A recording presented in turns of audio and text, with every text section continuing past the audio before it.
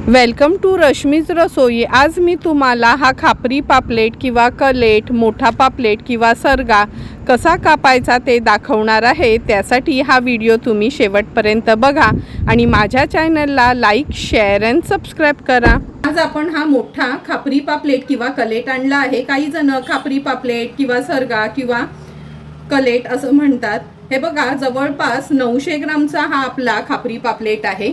बघूनच तुम्हाला कळेल किती ताजा आहे तो। हे बघा, गावडी पण उघडत नाही असा एकदम ताजा पापलेट आहे। तर चला मग सर्वात आधी हा आपण खापरी पापलेट किंवा कलेट कापून घेऊया। या कलेटची सर्वात आधी सर्व खवलं मी काढून घेते।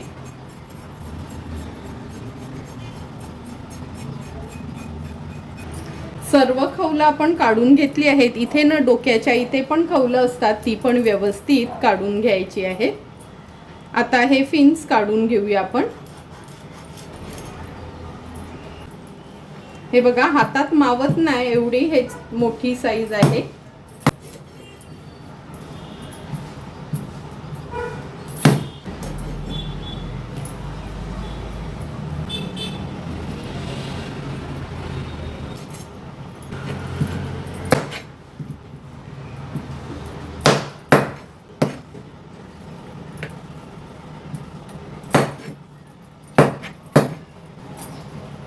आता आपण छान ह्याचे तुकडे करून घेऊया। हे बघा, बघूनच तुम्हाला कळेल किती सुंदर असा हा फ्रेश एकदम पापलेट आहे। ह्या डोक्याचे किंवा बगडाचे मी मधनाच असा हा चिरून घेते, म्हणजे कालवनातनं चांगला शिजला जातो आणि खायला पण मिळतो। ही घाण आपण काढून टाकायची आहे।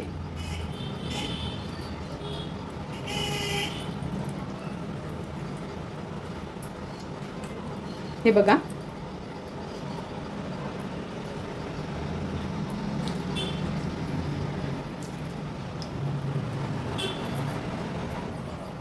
हे बघा, डोकं काढल्याबरोबर तुम्हाला दिसलंच असेल एकदम सफेद पाण्याचा हा आपला खापरी पापलेट आहे।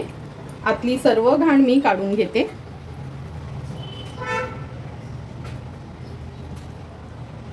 फळी ही साफ करून घेते, नंतर पापलेट कापायला घेऊया। आता आपल्याला हवे तसे पातळ जाड ह्याचे तुकडे करून घ्यायचे आहेत।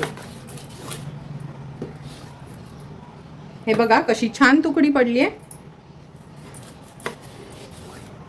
अशाच पद्धतीने हा सर्व पापलेट मी कापून घेते।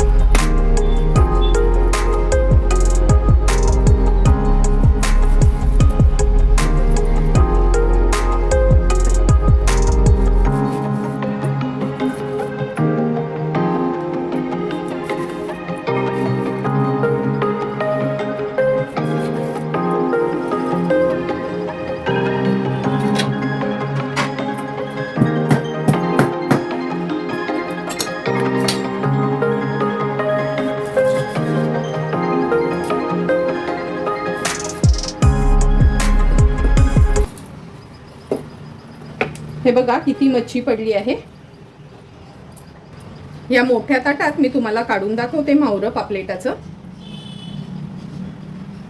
तुकड्या बघू शकता। हे बघा, माझ्या हातापेक्षा पण मोठ्या मोठ्या तुकड्या आहेत या। 900 ग्राम मध्ये किती छान मच्छी पडली आहे, म्हणजे ह्याचं कालवण करून तळायला अगदी सोपं जाईल।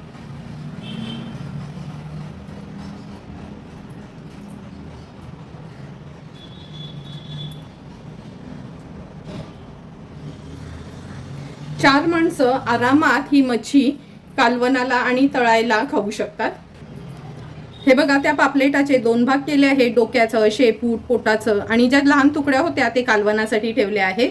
आणि ह्या मोठ्या मोठ्या जवळपास 7 तुकड्या होत्या, हे आपण फ्राय करायला वापरणार आहोत। जर तुम्हाला माझा हा व्हिडिओ आवडला असेल तर नक्की माझ्या चॅनलला तुम्ही लाईक, शेअर अँड सबस्क्राईब करा। Thank you for watching my video.